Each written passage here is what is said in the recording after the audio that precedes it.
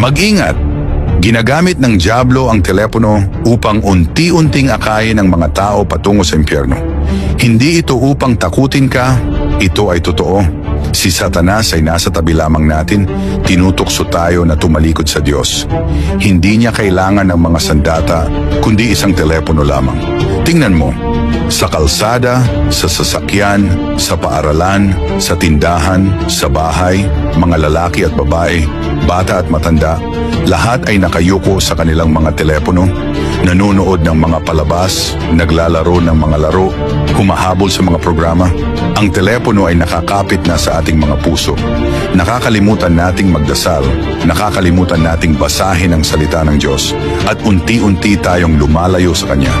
Ang nakakatakot ay kung magpapatuloy ito, hihilahin tayo ni Satanas unti-unti hanggang sa pintuan mismo ng impyerno. Sinasabi ng Biblia, kayo'y maging mapagpigil, kayo'y maging mapagpuyat.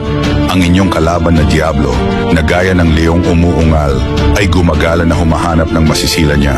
Tanging sa pamamagitan ng pagbibigay ng unang lugar sa Diyos, tayo makakawala sa mga tukso ni Satanas, makalalayo sa impyerno, at makapapasok sa langit.